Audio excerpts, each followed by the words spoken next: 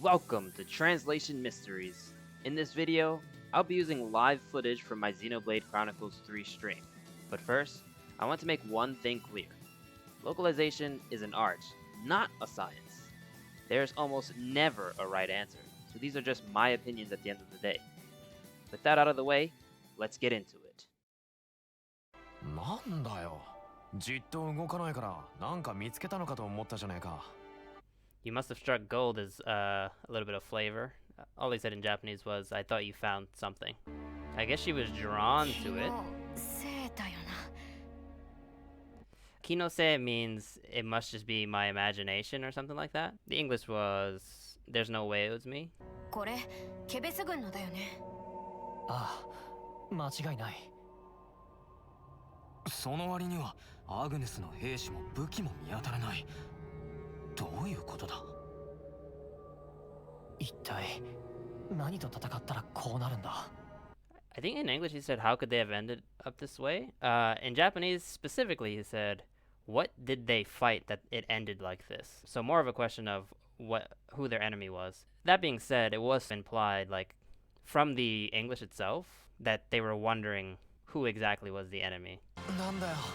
ただのレウニスじゃねえか。びっくりさせやがって。 Barely worth the effort in English, but びっくりさせやがって。びっくりする means to surprise someone.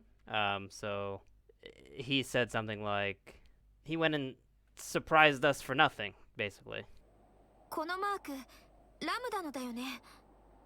え、ラムダって確か。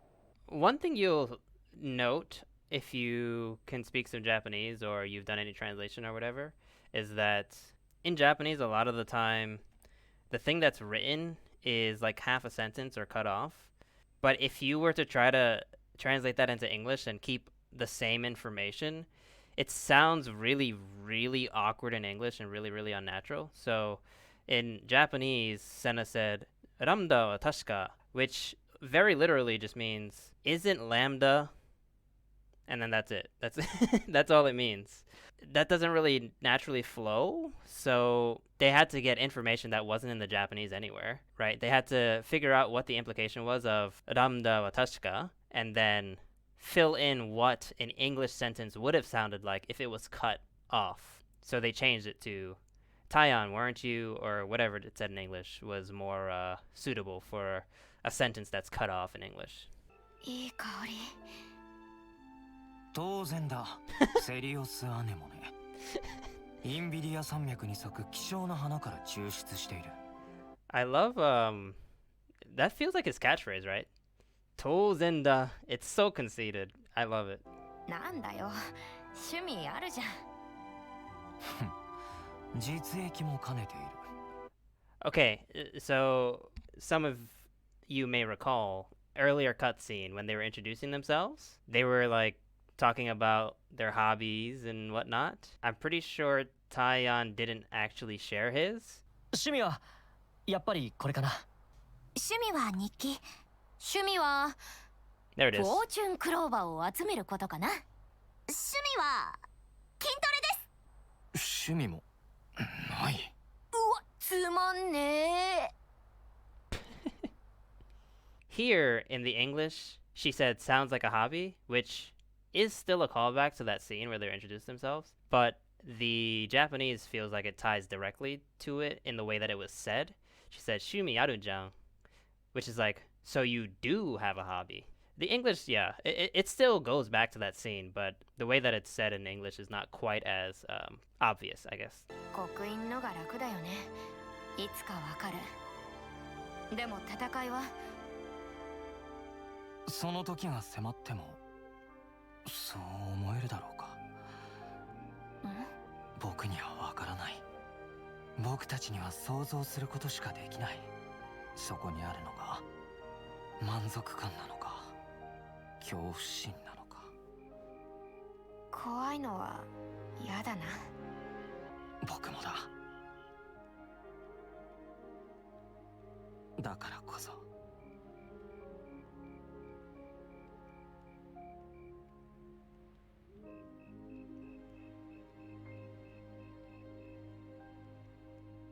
That was another example of Japanese using like half a sentence and then just ending it.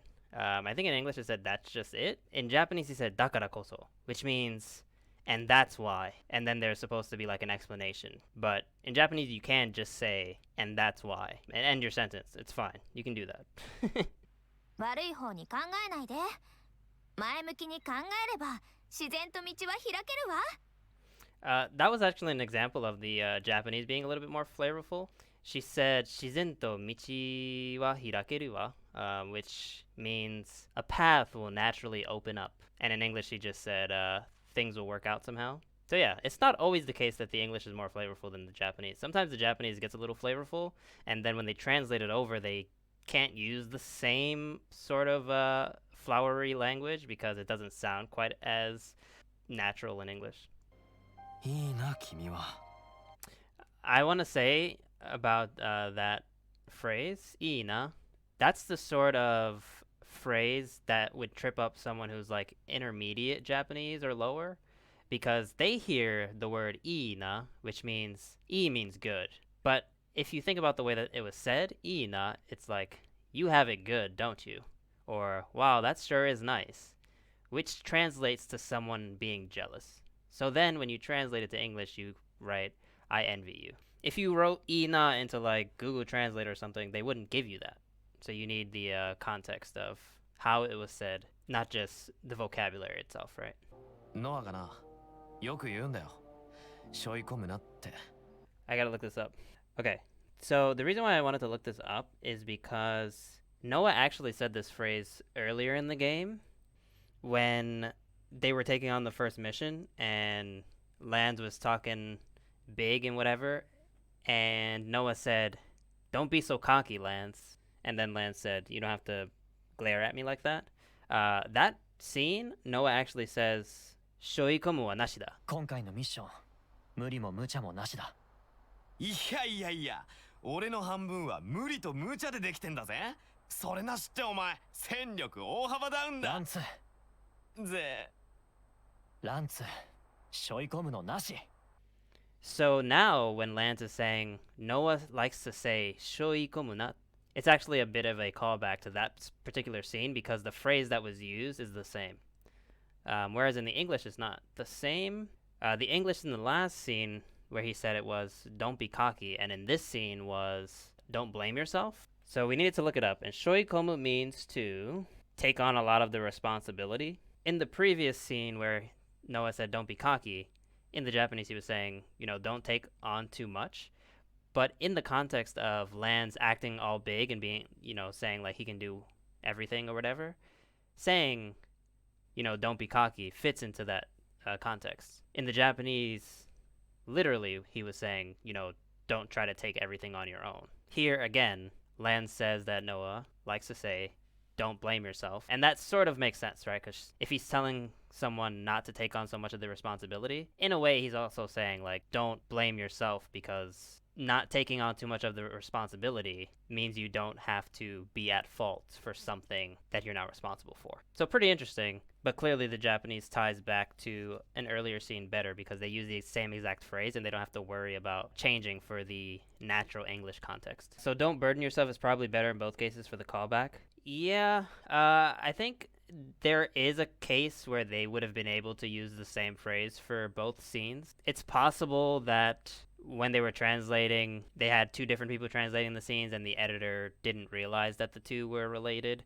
or if the one person translated both of the scenes, they just didn't remember because they have already translated so much stuff. But yeah, I think something like what you're saying here, don't burden yourself, something similar to that could have captured both scenes okay, but I'm sure the translators could have come up with something if they realized that the phrase was used in both scenes. Yeah, so for something like that, it's not really on the translator to try and remember a very specific phrase or very specific word. If the Japanese writers wanted the translators to make sure that the two phrases were the same in each scene, it's definitely up to like the development side or the project manager or whoever to let the translators know, hey, these things should be the same. Because if you're translating thousands and thousands of characters it's almost impossible to remember something that small. If it's like a whole sentence, you can, put it in your translation memory, and you'll be able to see, hey, this phrase has come up before, but shoikomu is just one word. And he didn't even say it exactly the same way as the last scene, right? The first scene he said, shoikomu wa nashi. And then in this one, the Japanese was shoikomu na, which is slightly different. So even if the translator saw in the translation memory that the word was used before, it wasn't used exactly the same way. So they still might not have caught on to the fact that they were supposed to be similar or the same. So for anyone who's ever like, hey, the translator should have known that that was a callback, it's not quite that easy. It's not quite that easy. この先も何があるかわからない。慎重に進もう。当然だ。急ぎ抜けたいところだが、慌てても仕方がない。I think that is his phrase. 当然だ. Here, not translated the same as usual. I think he usually says obviously. Here he says indeed. That's all for now. There will be more videos coming soon, so if you enjoyed, be sure to like and subscribe. If you want to discuss the translations live, be sure to drop a follow on Twitch at BrooklynB_JP.